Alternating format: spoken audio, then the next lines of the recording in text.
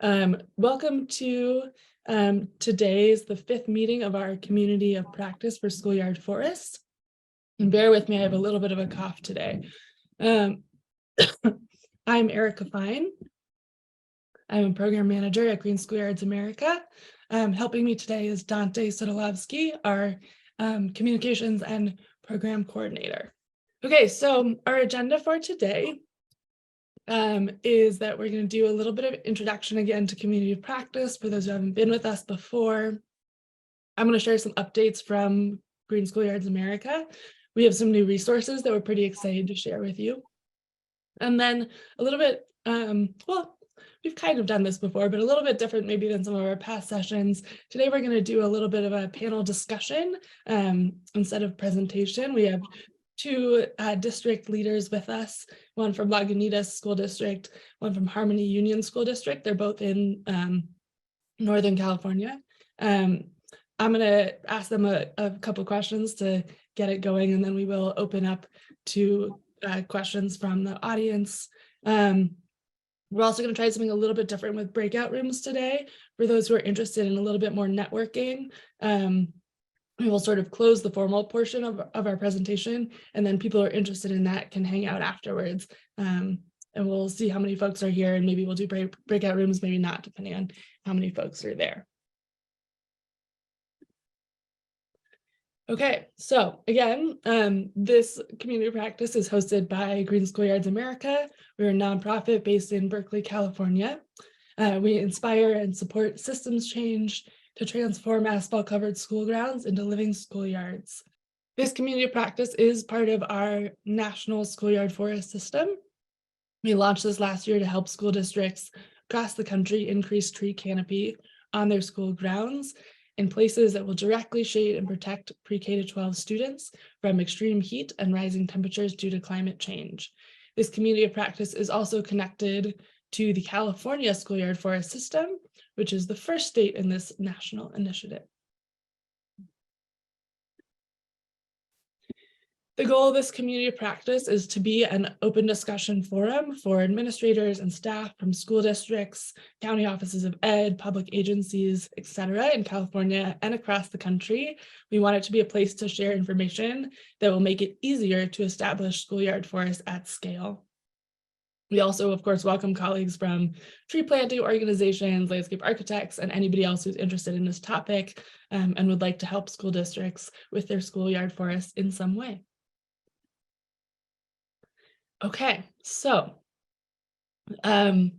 we have some pretty exciting updates, we think, from Green Schoolyards America.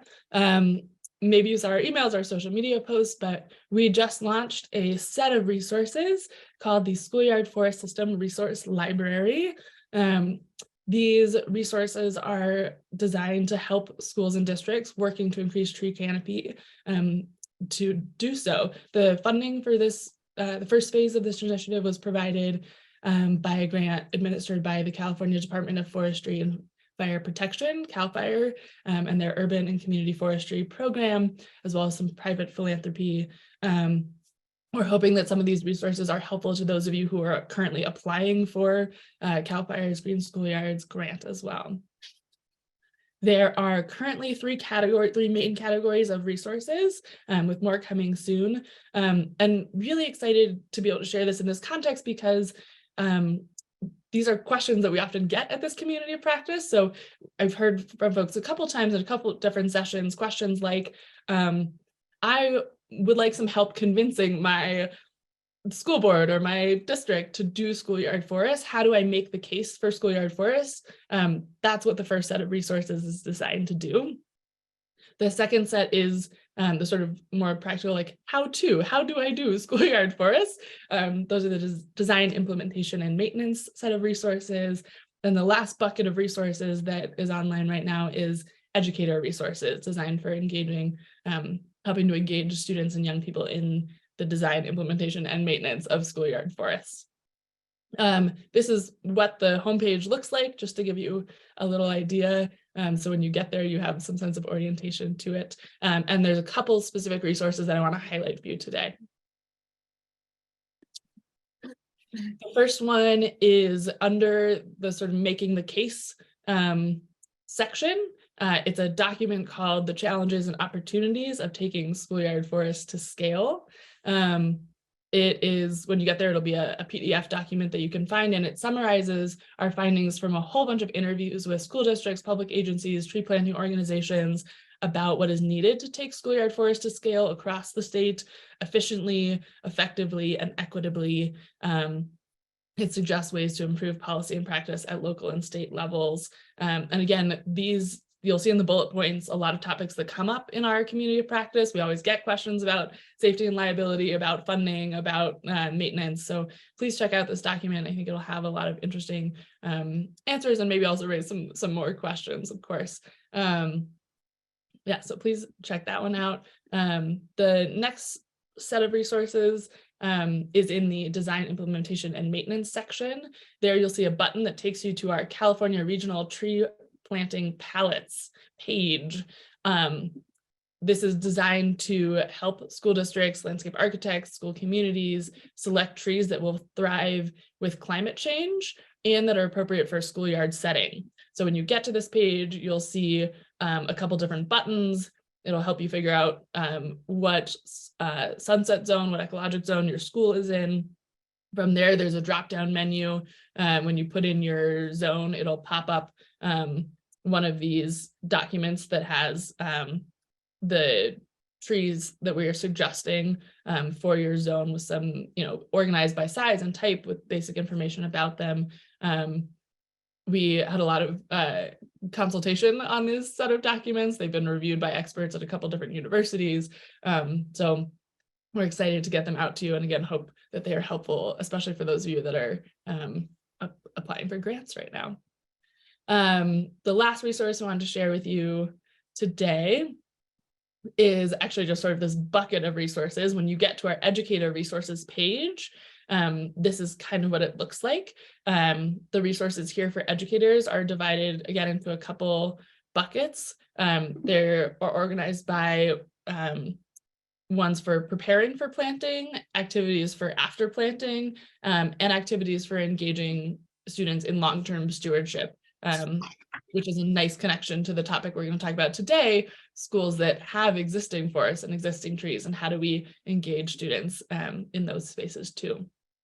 So each one of these little boxes on the website will open to a lesson or an activity or a set of tips and resources. We've pulled resources from a lot of amazing organizations across the country and across the globe. So please check those out. You'll see that there are some that say coming soon. Please watch your inboxes and your social media. We'll be sure to send out notifications when we add new resources. We won't bombard you with everyone, but we'll let you know when there's new exciting ones up there. The last thing I wanted to say about the resource library is that many of these are living documents. If you have feedback, if you have questions as you engage with our resources, we'd love to hear it. So please let us know. And again, huge thank you to everybody who helped develop these resources and get them onto the website in our internal team and out in our community of partners. Okay, last update from us for the moment is just a reminder for those of you that haven't heard us talk about this before. We've been working closely with the Office of Senator Martin Heinrich, Democratic Senator in New Mexico, on the Living Schoolyards Act, which is a bill to direct federal funding towards transforming schoolyards. It was introduced to Congress last fall. We are expecting that it will be reintroduced this month. If you are interested in supporting the bill and helping to get it passed, please check out our website for ways to get involved. One of the ways that you can get involved is by attending or maybe bringing people with you virtually to the Living Schoolyards Act lecture series.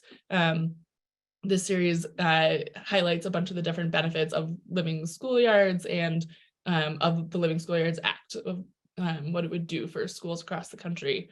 The next one is just in a couple of days. It's April 20th. It will be focused on climate, habitat, and stormwater management, those particular benefits of living schoolyards. We have some great speakers, including our own executive director, Sharon Danks. And yeah, we'd love to see you there. Last little plug is that we also have a new events page on our website. So if you're ever trying to navigate and figure out when the next lecture is, there's now a lovely one-stop shop that has a calendar on it.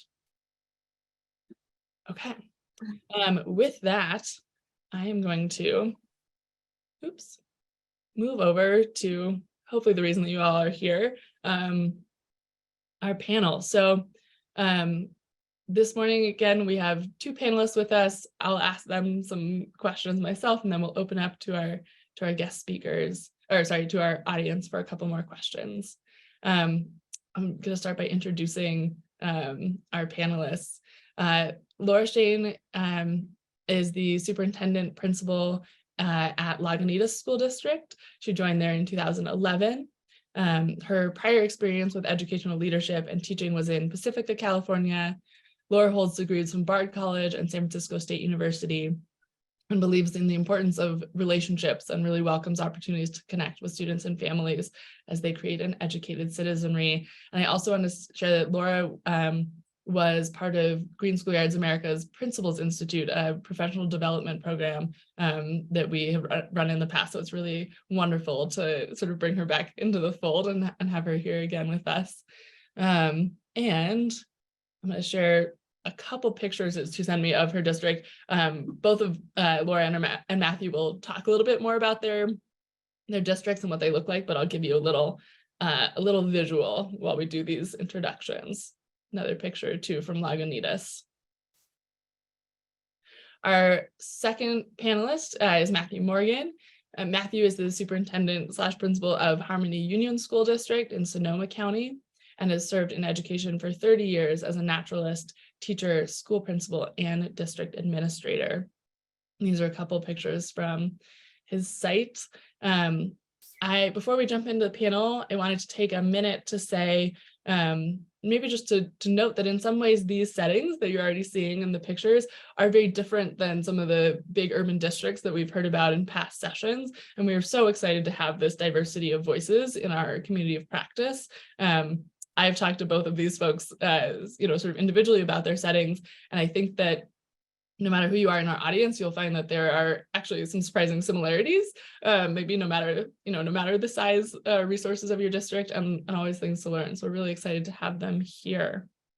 For the moment, I'm going to keep screen sharing because I have some maps that might be useful for our first question. But let's see, we're going to get our speakers pinned or spotlighted so you can all see them.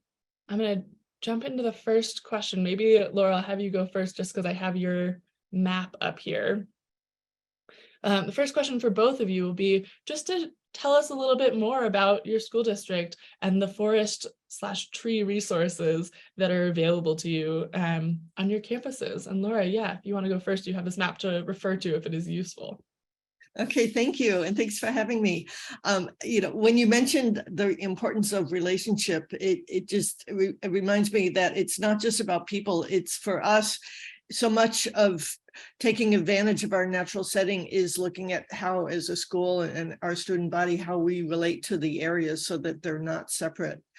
So we have the benefit of being surrounded by natural areas. So we are a very small school district. We have about 170 students, TK through 8th grade. And with these small school districts, we end up wearing lots of hats. So I'm the superintendent and the principal and this year the business manager and the special ed director and all of that. And that can be a benefit, and it's absolutely a challenge. But what you're seeing here is you're seeing actually two campuses. On the left is our main campus, our main office. We have a middle school, we have a gym, we have an elementary program that is a Montessori inspired program. And then down the center is one of our key natural areas, and that's the Larson Memorial Preserve. And there's a creek underneath that area of trees, and a beautiful little bridge that connects our lower campus to our upper campus. And then over to the right, we have a K through 5 program. It's based on the open classroom philosophy. where you see the Montessori preschool, that's a private preschool that we rent to. And in between the two campuses, we have a shared garden with a garden specialist for our students. And then up in the north area, you see a Z on the hillside. That's actually quite a steep hill, and that is the zigzag trail that takes us to open space. It takes us in the very top, there's a small redwood grove, and then there's a trail that takes us to a park, which is a public park, which is the Rory's Redwoods. That is an area that people come to. And we're also, there used to be a golf course all surrounding on the northern side there beyond the Lagunitas School Road, and it was purchased by the Trust for Public Land. And so we consider that an extension of our campus at this point. And eventually the Marin County will probably be purchasing that. So we do have access to lots of wild areas. That's great. Thank you, Laura, for giving everybody that background on your setup. And I'm going to pass that same question over to you, Matthew, and can share a little screen shot for you too. Great. So, so Harmony Union School District is sort of a culmination of a lot of consolidations of very small single schools houses back in the early 1900s. Harmony now, in 95, they purchased about a 55-acre plot just south of the town of Occidental, north of Freestone in West County of Sonoma County. That 55-acre plot, as you look at the map there, the 15 to 20 acres or so in the flats where the school facility is, and then down towards the south end, you'll see it kind of turns to a sort of brownish area. That's actually a wetland, and our garden is just to the west side of that wetland. The road is running north-south there on the left side of the picture. But the interesting part for us is the area on the right. So to the right side of the property, going up to the top of the ridge, there's a little peak of a road you can see on that map. That's Fiore Lane. But that section between the school campus that you can see as more curated grounds up to that road, that's basically about 40 acres or so of second growth redwoods. This area was harvestable lumber, and most of the harvesting ended, I think, by the 1930s or so. There's actually a railroad line that goes sort of on the borderline on the edge of our property that the rails are gone, but it's now a bed that we use for part of a hiking trail. And we have a 2/3 of a mile hiking trail that goes up to the top of the ridge and back around again. So all of that means that on our campus itself, we have a forest. And the challenges of that, the benefit is, like, I was a naturalist, outdoor educator. It's like we just go out the back door and we get to do outdoor education. It's right there. So, you know, plant studies, we have students who are cataloging the different fungi out there, all the mushrooms. But the challenge of that is that we have a forest on our property, and with wildfires and with, you know, heavy winds and falling tree limbs, like there's a whole issue around that. So just safety and management of the forest. And we're actively engaged in the process of developing a forestry plan, which is going to include some level of fuel reduction, which may include de-stemming. So as hard as that is to hear, the idea of removing trees, it's actually part of the healthy forestry management that we're having to look at. So it's a whole new world for us in regards to thinking of the site as, you know, having to require the management of it beyond just trimming some trees on your property. We're dealing with, you know, 150-foot tall redwood trees that can drop rather large limbs. So just that alone, and the cost of the arborist that has to come out and manage that, as well as trail maintenance. So there's a lot of different pieces there. So I'm kind of focusing on a lot of the challenges, but the reality is that as a school site, we're like overwhelmed by the riches that we have available to us. The garden, we also have a creek on our site with a waterfall and active spawning salmon population. So it's a pretty wild site. If you're ever in the area, we'd love to have you come out and take a look. That's amazing. Yeah, thank you for giving us that overview. You sort of went into one of the questions that next question I was gonna ask both of you is that we always here in this community practice get questions about maintenance and about funding. Those are two of the ones that come up the most. And yeah, you know, you're looking at potentially large areas to maintain and deal with funding. And so I wonder if both of you could speak a little bit more to how you do the maintenance, who does the maintenance of the trees, how the care is funded. That would be lovely to hear about. You want to take that, Laura? Or? Sure, I'll jump in. We have been lucky that we have not needed a lot of maintenance. In this most recent storm, we did have a tree come down, and it was this beautiful old oak tree. And it kind of was interesting. Luckily, it came down really slowly. It just kind of like slowly kneeled, and but it did take out our fiber optics cable with it. And did a little bit of damage. We're lucky that we have a number of people in the area that do tree work, and we were able to get a former parent over that afternoon to get the tree cut down. And then we've since then had some inspectors come around, because that's, our number one fear is that a branch is going to come down and harm somebody. And so it's a matter of just keeping the inspections going, but it is definitely a risk, because you can't really predict that sort of thing. So we did a lot of just trimming of branches that were over areas where kids tend to congregate. But otherwise, there hasn't been a maintenance issue.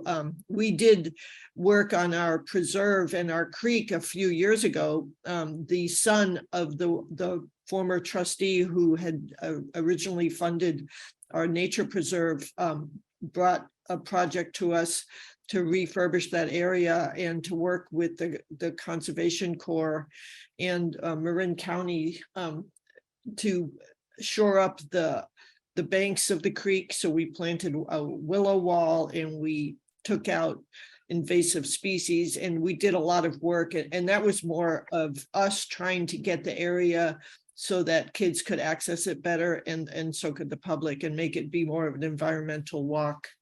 The one other issue that we have is poison oak, and that poison oak can really get in the way of us accessing our natural areas. And we're lucky that our maintenance guy is one of those rare people that doesn't react to poison oak, but the job is actually too big of a job for him.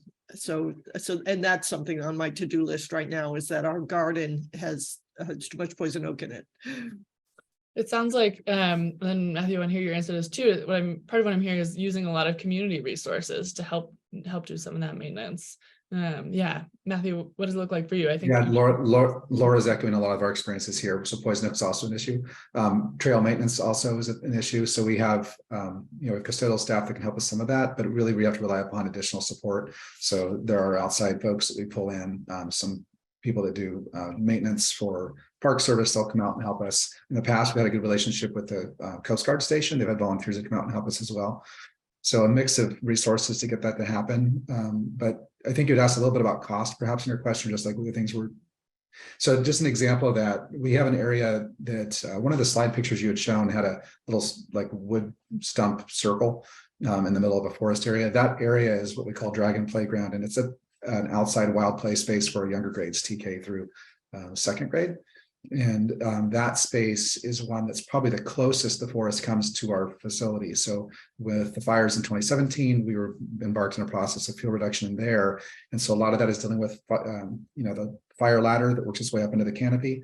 And so we did a lot of low brush removal in that area. And just a lot of, if you're familiar with redwood trees, there's a burl that grows at the bottom where there's just incredible generative capacity for that tree to send off shoots. And so that is like regular, it's like a haircut. So like every 6 months or so, we have to get out there with a trimmer and cut that back down again. And then occasionally have the arborist come out on a couple-year basis and basically get some of the offshoots that come further up to interrupt that ladder from the forest floor to the canopy. But the other part of that process for us was a lot of long-term deferred maintenance that had not been done, dealing with dead branches or branches that were not growing at a proper angle. And that required high wire work. So if you can, again, redwood trees, if you're on this call and you're looking at forest, at school sites, my encouragement to you is the selection of tree species that would work best for your facility to gain you that natural space for you with your kids, to give them that opportunity. I look at the trees as I would look at an emotional support animal. They are emotional support plants for our kids. But do be mindful of the species you choose. I know we're always looking at natives, and that's great, and that's wonderful for a lot of different reasons. However, really be mindful of the tree selection and how that tree is going to age over time, how tall the canopy goes, what kind of maintenance is going to be required of that tree. There are certainly some species that are better than others around that. So, for us, we're inheriting a redwood forest. There's not much we can do about that.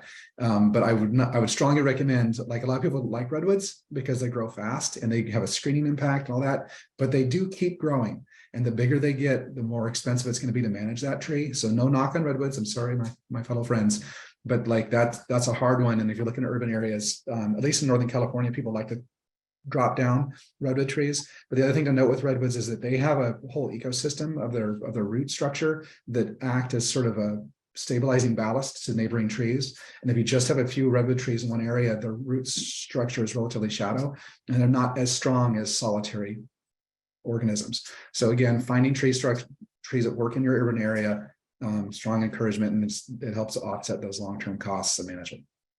Yeah, thank you so much for that detail. And that's I'll put another plug in here for the California Tree Palette resource that we just put up. We know that that's a question for folks. How do I figure out what to plant that will provide the various different types of benefits that we're looking for, benefits for children, benefits ecologically, et cetera. You both touched on this a little bit already, but I wanted to ask a little bit more about how your school community interacts with the spaces. Yeah, like, what are they out there doing? Are they out there doing it? One of the questions we often get is, how do I, encourage my teachers to go outside? In some communities, that is something that needs encouraging. And some places it's not as much, but yeah, we'd love to hear a little bit more about how those spaces are being used. Yeah, for us, the pillars of our programs include nature and how we interact with nature. So for us, it's a fundamental aspect of our instruction. Our students often have the choice of going outside during the day. We've got different ways of supervising them. One of our buildings has a wall of windows, and when the weather's nice, the kids tend to do their work either indoors, outdoors. The other program on the upper campus has a lot of parent volunteers that come, and we schedule from 9:30 to 11 different people that will be outdoors. And so it's built in with a choice model of education where the students have a lot of small group work, and they balance their time outdoors with their responsibilities to their schoolwork. But what we've found is that having those connections and that relationship between the curriculum and outdoors is really important. So for instance, in our garden, we do a lot of cooking, and we collaborate with our garden with our art teachers. And when we do it that way, it becomes a regular part of our week. We also incorporate a lot of hiking in our PE program. And our teachers also just often bring the kids on the hikes to the areas that up the hills or out down to the creek, going down to work. And then lastly, our science teacher in the middle school does a study of all the different trees and the different environments around our school. So he takes the classes out and the kids adopt a certain area, and then they teach the rest of the class about that. So it's always a matter of not just coexisting, but actually taking advantage of the different areas. Yeah. So for us too, it's fully integrated in our program. Our curricular pedagogy is place-based learning. So some folks may be aware of that program, but basically we embed outdoor education and natural history awareness with our children from TK all the way up. So there are activities like some of you may be familiar with iNaturalist. So that's a little app. So like our kindergartners have been cataloging the plants they see on the side of the trails, and then going to iNaturalist and identifying that with the help of the teacher. And then they're doing little studies on each of the plants they've identified. So right now, like forget-me-nots are the thing, right? So like there's little things along the trail that they're cataloging. So that's a normal piece of curriculum. And then it operates throughout the grades, up into middle school where they're doing more extensive studies. And plant restoration work as well. So we have native plants that we're planting along the trail and reintroducing some species we don't see in our forest that got cleared out, elderberry, that kind of thing. So we also have a garden that's fully integrated with our cafeteria. So the students, we have a 1.5 acre garden at the corner of the property that produces a lot of our lettuces and romaine, whatnot for the salad bar, as well as like bell peppers and whatnot, and the students are participating in that activity. So those parts are all integrated. Broader community, our trails are open, after school and the weekend, so folks use our trail, even folks aren't part of the school. We have to shut that down during the school day, so that's a thing, but people are generally respectful and don't come on campus at that time. And then the summertime, our facility, because we're in a rural area in West County, our facility is basically the local park. So there's really no way getting past, like during the summertime, the community is just here. They're out there on the field playing and then our playgrounds. So that's all there. And the forest means a lot to the families that come here. I mean, I'd say that's probably, we have folks that commute to our district from out of district, their out of district transfers, and that's a huge piece. A lot of folks are looking for that wild space and having their children have access to that. We are a really special site, but we are remote. The one downside is the trees also cause us to lose power a lot. So we've had several closure days this year because of elsewhere in the community, a power line goes down. That's fantastic. You touched on a lot of topics, and some of the questions that folks were having in the chat about somebody had asked that question about access by the larger community.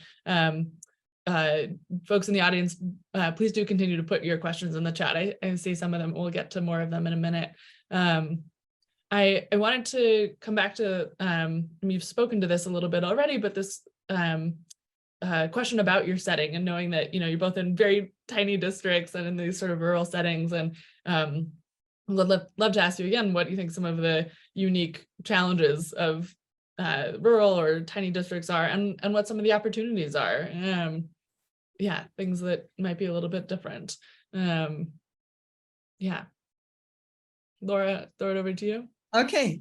Well, one of the challenges is also a benefit, of course, but it's the wildlife. And so we do have rattlesnakes. And so we have to educate our students and our community about don't put your feet where you can't see. And we know which staff members on site are not afraid of snakes. Sometimes they try to get in the classrooms. I mentioned the poison oak being another issue. Otherwise, I basically just see benefits. Our areas are safe enough. The creek is shallow enough, and that it's not a danger. We also have a barnyard, and one of the hazards there is we have to always make sure that the bunnies and the chickens are in for the night, because we have lots of critters that are waiting for us to look, forget for a moment, and so our kids get used to the life cycle, and we've had many chicken funerals here. But that's really about it for any kind of negative. Well, and I'll bring up maybe one of the other benefits that I was thinking about, Laura, in a conversation that we had before was about, I think many of our more urban settings, one of the challenges that comes up is, how do I manage students outside, and feeling like we have to have lots of supervision, and you have to, help the kids feel comfortable, help the teachers feel comfortable. And it sounds like maybe one of the benefits of, or the opportunities of the setting that you're working with is that there's more sort of cultural skill, but that, being outside, having children be outside, having their parents know that the children will be outside might be something that's baked into the culture a little bit more than it is for some of our folks in big urban districts. If you can speak to that at all, and how you supervise kids outside. Yeah, well, that was one of the first culture shocks for me. I came from Pacifica, where, if kids wanted to use the restroom, you usually had two of them go, and kids were never outside without being very closely supervised. And I arrived here, and there were kids sitting outside, doing their schoolwork. Nobody was around, and it took a while for me to feel comfortable with that, and to recognize that our students learn what the boundaries are. We have a lot of aides that work with teachers, so we have a lot of adults on campus. And so it's really a balance of us relaxing a bit, and not feeling like we have to be on top of them all the time, and also teaching the students what the boundaries are. And, so the most important one is that the water areas where we have a small pond, and we have the creek, that the kids don't have access to that during any of their recesses. But it is much more relaxed than what I've seen in other schools, and it actually works quite well. We just, when we are supervising, we're always on the go. We don't stand in one place. We constantly walk around so that the kids know that we are watching. Thank you for Yeah. sharing. Yeah, I think that's applicable to other settings too. Go ahead, Matthew. I was just going to say, like, yeah, the forest does present a lot of supervision challenges, for sure. With redwoods in particular, like we have a couple stumps that were probably stumped, like, 50, 60 years ago, but they're still there, right? And those stumps were cut like 9 feet off the ground, and their top is maybe 8 feet wide. So, like, if you want to talk about play structure, like, boy, that's really attractive, right? To scale 9 feet and then get on top of an 8 foot wide platform is really interesting. So that's something that we have to police. It's not a safe spot to be on top of because the ground around it would not provide adequate fall protection.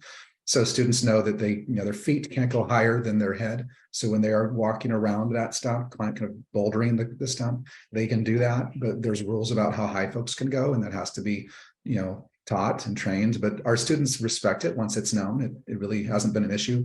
I mean, what we see the problem with it is typically an unsupervised after school or weekend experiences. So our site's used by lots of folks, and if I come on site on the weekend, some of those rules aren't being enforced because folks from the community don't recognize them. So being consistent with our students is a part there. The other thing is supervision and sight lines. So I'm just simple stuff, but like when you're wanting to make sure you have eyes on kids, and there's lots of tree trunks, there's lots of places for them to be. So we have multiple staff in those areas that are kind of constantly moving to kind of see what's happening on the back sides and the front sides, just making sure things are okay. But there's also, I would agree with Laura, there is a different experience for, it's almost like our culture, our family culture. A lot of our families live in the forest here. Like if you're ever in West Sonoma County, Camp Meeker, Occidental, like those houses, if you've ever been in Camp Meeker, that is like a place. Like it's, if no one's, you really, like, you should take a drive there sometimes. The roads and streets they follow basically the kind of the ridge line that, like, if you were to draw, I don't know, it's nuts. It's a crazy maze, but that is a forest community. Like the people live, they have trees that are like a foot away from the wall of their house. So the experience in that community is different. The expectations of how kids play and the space for that. So I was smiling at one point when Laura was talking, I was thinking about sticks. So sticks are a really good one, right? So like sticks, sticks and stones, leave them be. Like, there are all these little things we say as naturalists to kind of, we have camp kids, you're not going to have kids going home with a stick in their eye, but we are surrounded by sticks. Like sticks are there, right? And so there's been a thing that even with my own faculty, I saw someone put in a chat, like, are the folks that are in your school, were they previously trained in nature-based activities? And like some of our folks were outdoor educators like myself, other folks came from more traditional suburban campuses. And so we've had a cultural dialogue over the last several years about what do we do with sticks? How do we, because they're everywhere. We're not going to be able to clear them all up. And the reality is that they are a great tool. Like that's why, our children, and I imagine our human species going back eons, have used sticks for all kinds of different stuff. So the issue is, can we interact with the sticks in a productive way without having those risks of like, running with a stick and someone falling, and like gross, like probably paranoid feeling around plants and trees and sticks that we're all going to get injured and one's going to die. That said, though, we have a play space that is more obstacle laden than a traditional one. I saw someone posting about like rubber surfaces and stuff, and we actually do have a couple rubber surfaces on our site to assist with ADA access for some students. But we also have this wild play space that's, it's forest floor, and that means that there's logs on the ground, and sometimes people trip, and sometimes, so there's, the injury issue is something that we have to always be vigilant on. We have had students get hurt, and we've had a student fall off onto a bark, engineered, drop zone that broke a leg, which is not a forest issue. And then we had another student who fell and tripped over a log out in the forest, and they broke their arm, and that was a forest issue. So any site can have those risks. But being mindful of that, like, so I think, when we looked at that space where the child had fallen and broken an arm, like there were, the tree had fallen and there were these very small, short break off where the branches used to be that were sticking up. And that was where they had caught their foot. It was kind of an unexpected thing. So what did we do is we went along there and then basically shaved off all those with the chainsaw. So that log was still present, still natural, but it had lost those little spiky bits that may present more of a challenge to navigate it. So like those kinds of things. So being sensitive on more intensely played spaces that are going to have a lot of activity versus the forest where, that picture that we showed earlier of the hillside, we don't do that kind of maintenance there. We do it on the trail, but the rest of the forest is the forest. And so there's sort of these transitional amount of fingerprints we put on spaces, cultivated space, rubber surfaces, playground, garden, like transitional forest play spaces that are wild, but we've done some maintenance to those, and then just fully wild spaces. And so there's sort of this transitional space and how we manage those and what we do with them. So like when it's a heavy wind day, we shut down the forest. So we don't go in the forest. If the wind's above 20 miles an hour, the rule is there's nobody in the forest that time, because we can see limbs coming down at that, and that's been the line for us. So those are things you have to take into account with that stuff. That was great. Thank you. Yeah. And I do hear a lot of things that are applicable on other types of campuses. You know, you were talking a little bit about sight lines, you know, folks who are thinking about planting trees and how to design your schoolyard. These might be things that you're thinking about, even if you're sort of, you know, on the beginning side of actually creating the forest, and these tensions of, we talk a lot, you know, my own background is outdoor environmental education too. And we talk a lot about the difference between risk and hazard. And it's healthy for children to be in spaces where there is some risk present. It's healthy for their development. And we also are managing for things that are objective hazards, and that balance. I wonder, Laura, if you have anything to add to that. There was a question in the chat about sort of getting everybody on board. It says, you know, do all the people that decide to work in the district have that nature bent from the beginning? Are there folks who are opposed to it? Yeah, what does that look like for you? Well, yeah, and there's also there's a flip side to the question of hazards also, and we are very aware of that. We are a hazard to nature, you know, and so we have rules that the kids can't pick up lizards, for instance, because we want to coexist with them. We don't want them to be afraid of us, and we don't want to traumatize the lizards. We had an owl get stuck in a soccer net this year, and we were able to free it and set it free after it was rehabbed. But that's also an important aspect. But just like the kids aren't all eager to be outdoors all the time, we have staff members that prefer to be indoors and don't have that same type of connection. And that's where we have, it's sort of built into the pillars. And so our kids all have that access to the structured garden experience once a week. And the elementary kids all have that choice of being indoors or outdoors when they're doing a lot of their schoolwork. And a lot of what I found is that idea of saying yes a lot as a leader. And when we have a new art teacher who just naturally was drawn to the garden, and the two of them formed programs for, you know, both parents, after school, kids, you know, that connected the garden to the arts. So it's keeping an eye out for that type of interest. We had a teacher a couple of years ago who wanted to change our outdoor ed experience with the kids. Instead of going to a program, to create our own program. So our 7th graders do a backpack trip from Mount Tam all the way out to Point Reyes, and they camp out, and it's, you know, it's a homegrown experience, but that came from a teacher who was willing to do that and had the vision. Yeah, finding those champions is important. There was a question in the chat here from Sharon about, it says, do your school buildings have areas indoors for children to store wet boots or wet coats, other type of clothing to keep them warm and dry outdoors, but also help to keep the school clean? That's one of the things we hear from folks is, oh, the kids are going to go outside and they're going to get dirty, they're going to get muddy, they're going to track it in, or, you know, they may not have the, you know, the clothes that they need to go be outside, maybe particularly in our more urban areas. How do you manage, the clothing equipment piece of it? Go ahead, Matthew. I'll jump into that one. Like we don't have indoor space. Like indoor square footage at schools is expensive, but we do have very large awnings that then allow for outside hanging of backpacks and whatnot. And for our lower grades in particular that use the forest almost daily, those folks, you know, we talk with parents about, you need to have rain boots, you need to have rain pants, you need to have a rain jacket when it's, you know, mud play, and kids get muddy for sure. And then they, you know, drop out of their rain boots and they put their inside shoes on and come inside. But there are definitely times when, like, you know, we get in the muck, and there, you know, there's times when the carpet gets mud on them, and we've got cleaning issues associated with that. The forest, you know, if you have a good layer of humus, we don't see as much of the mud issue, but with the rainy season we had this last year, we were having more of it.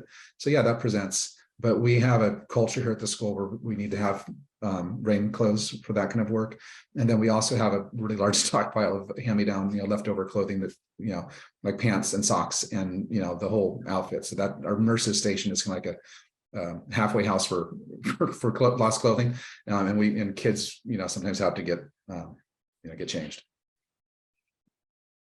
Thanks. Yeah, Laura, anything you want to say? Yeah, and for us, it really hasn't been an issue. I think it becomes a mindset. It's like if you have a super clean, sterile environment, you really notice the dirt in a different way. Our classrooms tend to get a little bit messy, and we clean them up at the end of the day. It's never really been an issue for us. Part of the culture, yeah. I see. Let's see. One last question. Sounds like we've kind of covered this a little bit, but there's a question in the chat about, do you have a dedicated staff member who focuses on the outdoor spaces for maintenance, lesson design, grants, et cetera, or is it a shared effort? Either one of you want to speak to that? Yeah, it's a shared effort. We have a maintenance man who helps a lot with our outdoors and does a lot of the landscaping work. But we actually, that's one of our challenges, is that we have a very small facilities department. So there's always work that needs to get done. Yeah, we have a place-based learning committee, which is a group of staff that and parents that assist with a lot of the planning for the forest and other activities. We also have a full-time garden coordinator and a garden assistant. And we also have a person we contract with regularly for trail maintenance. So there's a team of folks that do this work to maintain and problem solve. And then we also have like a forester, like Harold Appleton, our forester, is developing a plan for us. So we have a lot of folks attached to it. Yeah, it takes a team. This was an amazing amount of information you just shared with us, and we've been going for a fair bit. So I think we're gonna bring this part of our session to a close. I just have such deep appreciation for what you all both shared with the community today, and really excited to help make the connections to everybody's kind of site, and to have folks hear about these spaces exist, and they're pretty amazing and full of resources. So thank you so much to Laura and to Matthew for being with us today and sharing all that you did. For our audience, for everybody, our next meeting, our next one of these is in about a month. It's on May 16th. If you're not already on our newsletter or following us on social media, please do so you can hear about who the speakers are and hear about some of our other types of lecture series. We'll close the session for now. And again, a big thank you to Matthew and Laura for being with us today and sharing all of that information. We will share the recording of this session. Give us about a week or so to get it online, but thank you all so much for being here.